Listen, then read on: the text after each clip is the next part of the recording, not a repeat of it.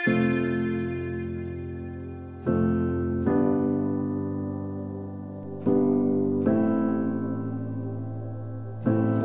warahmatullahi wabarakatuh. Jumpa lagi dengan saya, Yuyun Wahyudi. Kali ini kita akan membahas materi tentang tata upacara sekolah sesuai dengan Peraturan Menteri Pendidikan dan Kebudayaan Republik Indonesia tahun 2018. Jadi semua upacara di sekolah, baik itu di tingkat SD, SMP maupun SMA, menggunakan Permendikbud tahun 2018 nomor 22 ini yang mengatur tentang pedoman upacara bendera di sekolah. Upacara bendera di sekolah, kalau mengacu dari peraturan tersebut, menyampaikan bahwa dibentuk berdasarkan pertimbangan pelaksanaan upacara bendera di sekolah merupakan salah satu upaya untuk mewujudkan tujuan pendidikan yang mencakup nilai penanaman sikap, disiplin, kerjasama, rasa percaya diri, tanggung jawab, berbangsa dan bernegara, dan seterusnya. Kemudian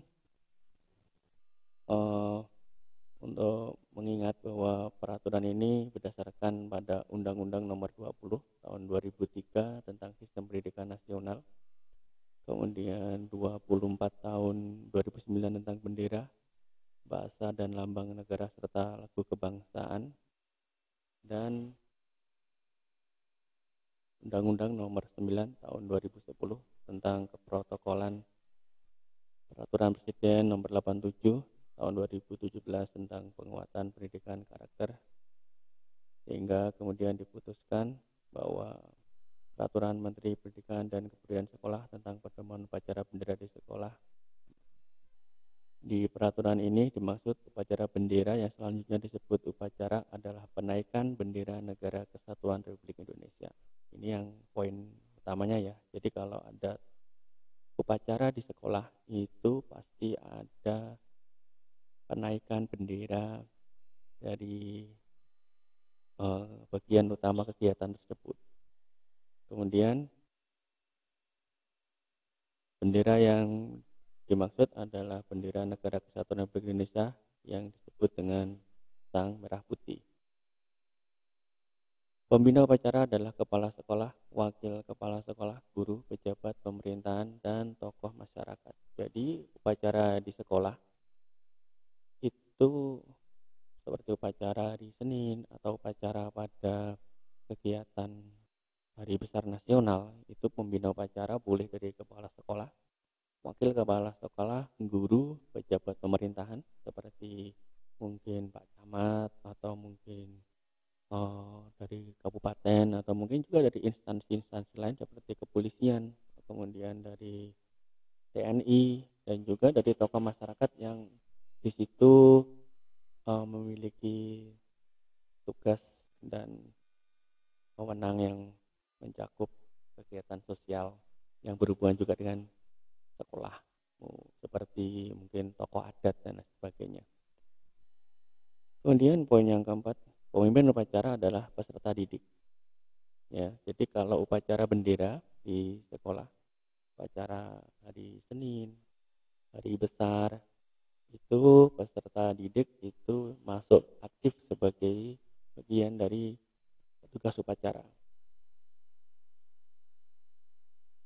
Selanjutnya di sini disebutkan 5, pengatur upacara adalah guru yang bertugas menyiapkan rencana acara upacara serta segala sesuatu yang berkaitan dengan pelaksanaan upacara di sekolah. Jadi pelaksanaan upacara di sekolah itu ditata, disusun, disiapkan oleh salah satu guru di sekolah tersebut. Ya biasanya kalau di SMP itu bagian kesiswaan gitu ya, untuk menyiapkan upacara bendera di sekolah. Nomor 6, pemandu upacara peserta didik.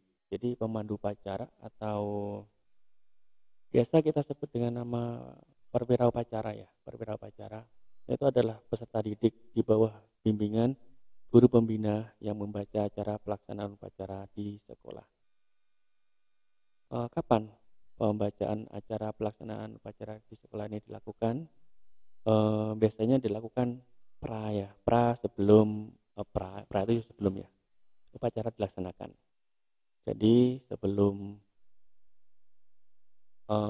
protokol atau pembawa acara menyampaikan, biasanya kalau hari Senin kan upacara bendera hari Senin tanggal bla bla bla gitu. Nah itu sebelum itu ada pembacaan kegiatan atau acara pelaksanaan upacara di sekolah oleh guru pembina.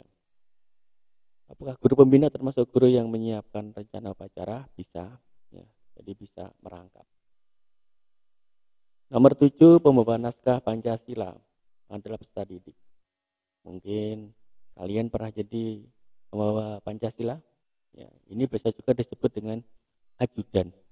Ya, dia masuk bersamaan atau setelah pembina upacara melewati perwira upacara. Itu pembawa teks Pancasila ini masuk. Biasanya dibawa kalau ada teks pidato juga sekalian pembawa naskah Pancasila ini membawa naskah pidato dari pembina upacara. Kemudian pembaca teks pembukaan Undang-Undang Dasar 1945 adalah peserta didik yang ditunjuk untuk bertugas membaca tersebut. Teks janji siswa, kemudian doa, dan protokol itu biasanya satu garis gitu ya. Ada satu garis, jadi urutannya sebelah kiri itu adalah baca protokoler atau pembawa acara, kemudian sisi sampingnya itu pembaca Undang-Undang Dasar, kemudian janji siswa dan doa. Setelah itu ada pemimpin lagu atau dirijen. Ini berdiri di samping regu kur atau paduan suara. Biasanya letaknya di sudut sebelah kiri, ya, di ujung barisan dari petugas upacara. Kelompok pengibar bendera di sekolah dalam tata upacara sekolah ini secara umum terdiri dari 3 orang petugas, ya, di mana bagian tengah itu membawa bendera. Kemudian tadi yang bersama dirijen yaitu paduan suara, ini poin ke-13, ini bertugas untuk menyanyikan lagu Indonesia Raya, lagu Mengeningkan Cipta, dan lagu wajib nasional lainnya. Pada beberapa sekolah seperti sekolah kita yang ada SMP itu Prambon, lagu Mengeningkan Cipta atau lagu nasional itu biasanya dibawakan oleh tim dari satuan drum band kita. Untuk Indonesia Raya menggunakan paduan suara. Selanjutnya di pasal 2 dari Permendikbud ini disebutkan upacara di sekolah paling sedikit dilaksanakan pada pagi hari setiap A. Hari Kemerdekaan Bangsa Indonesia, hari Senin, dan Hari Besar Nasional. Hari Besar Nasional ini meliputi Hari Pendidikan Nasional, Hari Kebangkitan Nasional, Hari lahirnya Pancasila, dan Hari Pahlawan. Pelaksanaan upacara di sekolah bertujuan untuk, ini mungkin kalian selama ini belum paham ya, di pasal 3 Permendikbud ini disebutkan untuk apa sih upacara di sekolah? Mungkin bagi kalian, upacara itu hanya formalitas gitu. Enggak, ada nilai-nilai penting di upacara sekolah kita, yaitu A. Memperkuat persatuan dan kesatuan bangsa dan negara kesatuan Republik Indonesia. B. Membiasakan bersikap tertib dan disiplin. C. Meningkatkan kemampuan memimpin. D. Membiasakan kekompakan dan kerjasama. E. Menumbuhkan rasa tanggung jawab. Dan F. Mempertebal semangat kebangsaan dan cinta tanah air. Oke, pasal 4, unsur pelaksana upacara di sekolah terdiri atas A. Pejabat upacara. Apa sih pejabat upacara? Atau siapa toh pejabat upacara itu? Pejabat upacara yang dimaksud dalam pasal 4 huruf A terdiri dari pembina upacara, pemimpin upacara, pengatur upacara, dan pemandu upacara. Itu disebut sebagai pejabat upacara. itu siapa saja? Kalau ada pertanyaan begitu, kalian harus menjawab 4 orang ini. Pembina upacara, pemimpin upacara, pengatur upacara, dan pemandu upacara. Kemudian petugas upacara. Siapa saja petugas upacara? Di pasal 6 disebutkan petugas upacara terdiri dari A. Pembawa naskah Pancasila, B. Pembaca teks pembukaan Undang-Undang Dasar 1945, C. Pembaca teks janji siswa, D. Pembaca doa, E. Pemimpin lagu atau dirijen, F. Kelompok pengibar bendera, dan G. Kelompok paduan suara. Oke, itu yang disebut dengan petugas upacara. Selanjutnya yang C, peserta upacara. Siapa saja peserta upacara itu? Nih, ya. Peserta upacara terdiri dari kepala sekolah, wakil kepala sekolah, guru, tenaga kependidikan, peserta didik, dan tamu undangan. Kalau kepala sekolahnya jadi pembina gimana? Ya dia namanya pejabat upacara, ya. Kalau wakil kepala sekolah jadi pembina, berarti dia termasuk pejabat upacara. Ketika penghormatan kepada pembina upacara, maka semua peserta upacara wajib memberi hormat, sedangkan petugas upacara tidak. Ya, kecuali pada pengibaran bendera merah putih, semua memberi hormat kecuali pengibar bendera dan regu kur atau paduan suara. Semua yang ada di lapangan, baik peserta maupun petugas yang tidak melaksanakan tugas pada waktu bendera naik atau menyanyikan lagu Indonesia Raya, maka wajib untuk memberikan hormat. Bagaimana dengan peserta yang tamu undangan? Ya, tamu undangan di beberapa sekolah tamu undangan juga hormat, ya kan? Tapi ada juga di beberapa sekolah tamu undangan cukup berdiri dari kursi, karena biasanya tamu undangan kan duduk di kursi gitu, jadi dia berdiri.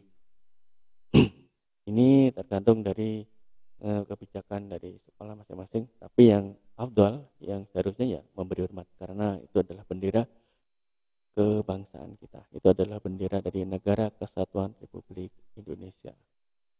Kemudian nomor 8, susunan upacara. Ini yang dibaca oleh protokol, ya, oleh pembawa acara. Ini mulai dari persiapan, ya, persiapan bagian atas, yaitu persiapan pemimpin barisan menyiapkan barisannya dan seterusnya. Ya. Ini kalau kalian pernah bertugas sebagai pembawa acara atau protokol, pasti kalian sudah hafal apa saja urutan dari isi protokol ini, teks protokol ini. Kemudian apabila pembacaan protokol itu ternyata terlewat, bagaimana? Apabila itu terlewat, protokol bisa mengulang dengan kata-kata ulangi. Kalau di upacara benderanya terbalik, itu bagaimana? Ini ada beberapa teknis, ya kan? Ada yang ketika benderanya terbalik, ketika mau dikibarkan itu seluruh peserta upacara dipimpin oleh pemimpin upacara mengambil posisi balik kanan, ya kan? Tapi ada juga yang menyampaikan bahwa kalau benda terbalik, maka tetap posisi menghadap ke bendera sambil petugas membetulkan bendera yang terbalik tersebut. Kalau bendera putus bagaimana? Kalau bendera putus wajib ditangkap, ya, wajib ditangkap oleh petugas upacara kemudian dilipat, dan bendera tidak dikibarkan, petugas upacara kembali ke posisi pengibaran tadi. Kalau hujan bagaimana? Kalau hujan ada sebagian harus bertahan, ada yang sebagian menyatakan disesuaikan, ya, disesuaikan dengan keadaan. Apabila ada petugas yang pingsan, apakah petugas harus diganti? Apabila petugas yang bersangkutan belum melaksanakan tugas, maka penggantian perlu dilakukan. Tapi apabila petugas yang bersangkutan sudah melaksanakan tugas, maka penggantian petugas bisa menjadi pilihan bisa diganti, bisa juga tidak. Itu pendapat secara umum ya. Jadi di sini kita tidak membahas hal yang harus gitu ya, karena setiap sekolah atau setiap kadang juga pelatih itu punya pendapat sendiri-sendiri. Kita pernah ikut lomba upacara berapa kali, pernah jadi juara 1, pernah jadi juara 2, pernah tidak dapat juara ya di tingkat kabupaten, dan hal-hal macam begitu sering berubah. Tapi yang jelas aturan dasar atau hal yang tersaji di permen ini rata-rata sih sama.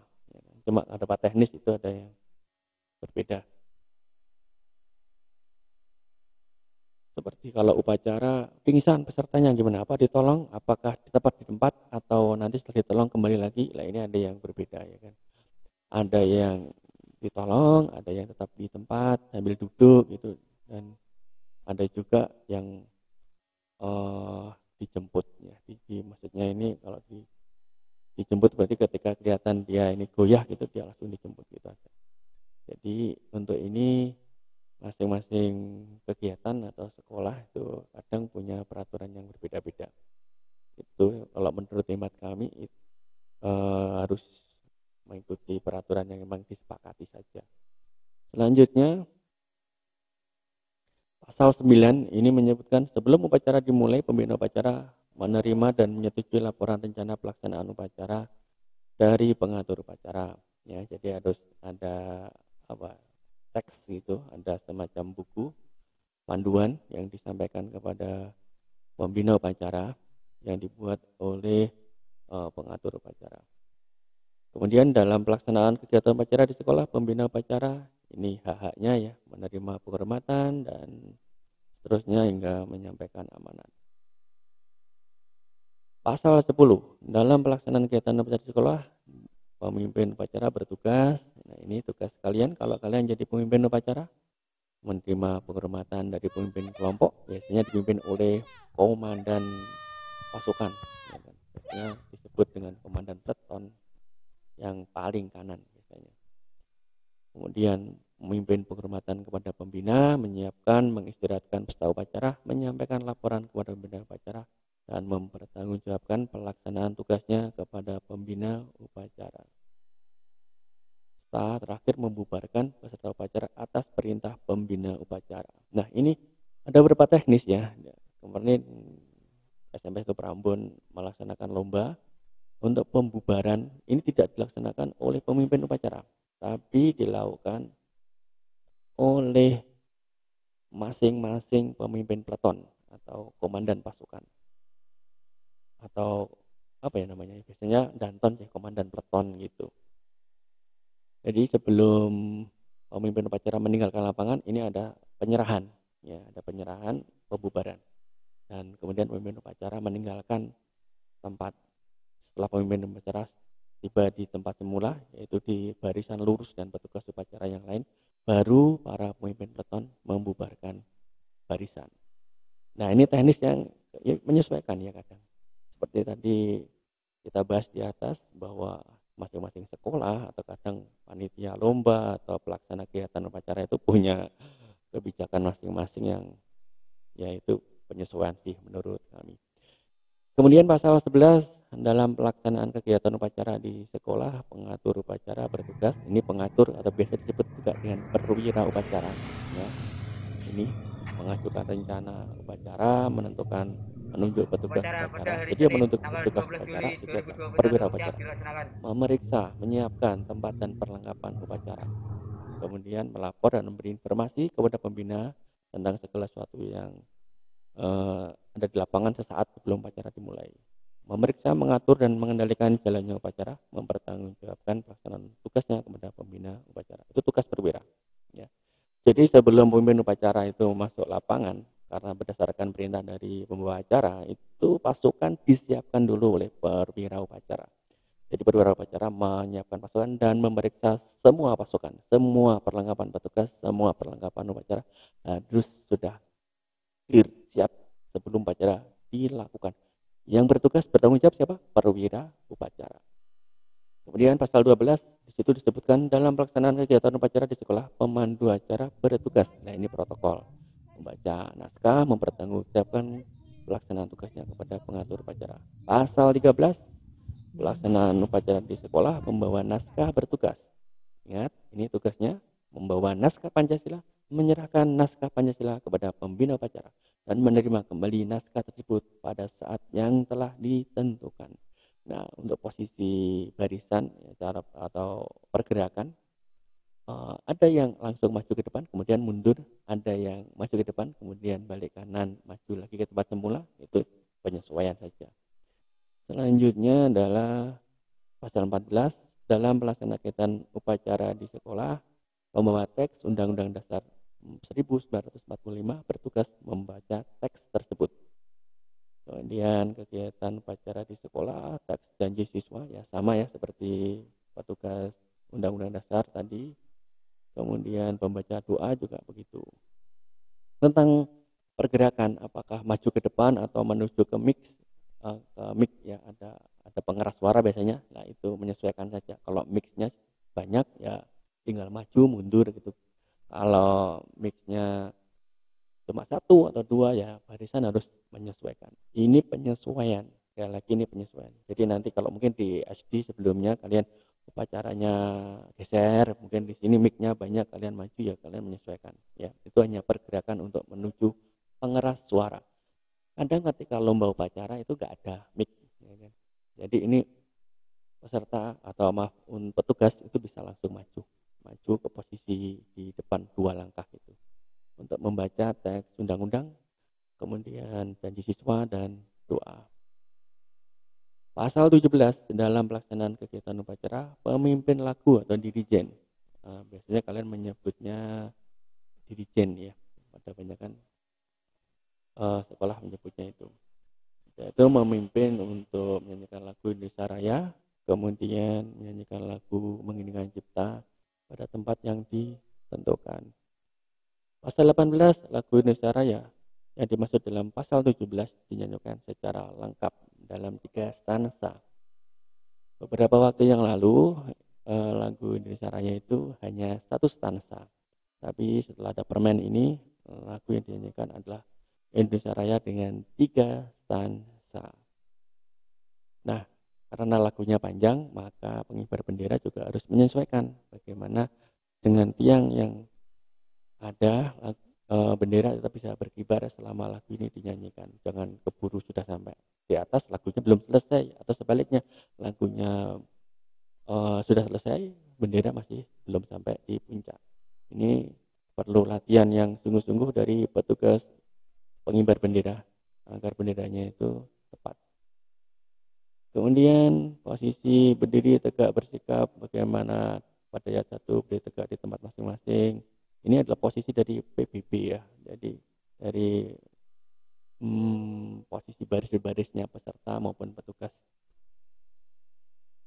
Kalian bisa baca di sini. Nah, ini ada sebelah kiri dengan ibu jari menempel di dada dan seterusnya. Ini adalah posisi bagaimana kalian mengikuti upacara. Kemudian pasal 19 pelaksanaan kegiatan upacara di sekolah, kelompok pengibar bendera bertugas ini petugasnya. Di SMP 1 Prambon itu dulu pernah ada penurunan bendera. Jadi ada pengibaran bendera dari Senin dan hari Sabtu ada kegiatan penurunan bendera dilaksanakan di sore hari pukul 4:30. Kemudian pasal 20 dalam pelaksanaan kegiatan upacara di sekolah, kelompok paduan suara bertugas menyanyikan lagu Indonesia Raya dan lagu Mengiringi Cipta serta lagu wajib nasional lainnya. Untuk lagu wajib nasional lainnya di SMP 1 Prambon itu kadang dinyanyikan, kadang tidak. Kapan lagu ini disajikan? Sesaat atau sebelum doa, ya sebelum doa. Jadi lagu ini dinyanyikan. Apa lagunya? Bebas. Bisa lagu nasional, kadang juga lagu daerah juga, penyesuaian gitu. Walaupun di permen ini disebutin lagu wajib nasional, ya kan. Tapi kadang ada improvisasi gitu, lagu daerah Nusantara. Pasal 21, sarana yang diperlukan dalam pelaksanaan kegiatan upacara ini Jadi alat-alat ini yang harus disiapkan, ada bendera, tiang bendera. Ya, tiang bendera. Berapa ukurannya? Standarnya 17 meter. Standarnya adalah 17 meter. Kemudian tali bendera dan naskah-naskah lainnya. Di waktu lomba itu kadang juga disiapin tempat penunjuk. Jadi penunjuk posisi dari petugas upacara, peserta upacara, pembina upacara, dan seterusnya.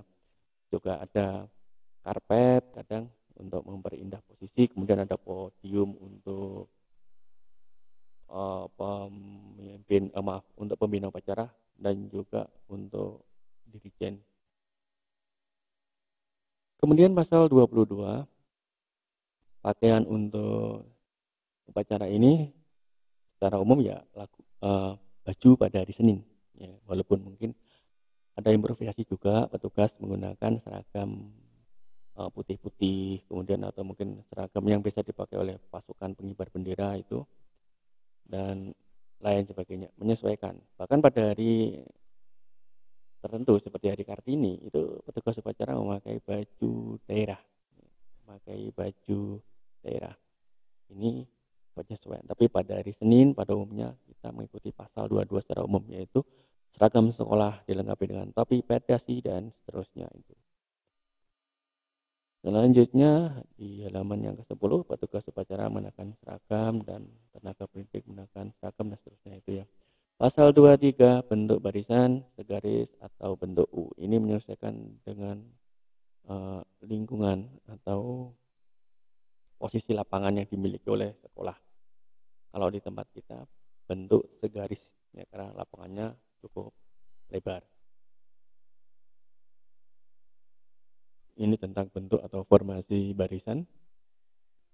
Rata-rata dalam barisan ini satu peleton itu terdiri dari 3 banjar dengan satu pemimpin peleton atau komandan peleton. Jumlah barisannya berapa? Jumlah barisannya 21 peserta dengan satu komandan peleton, bisa juga lebih besar daripada itu.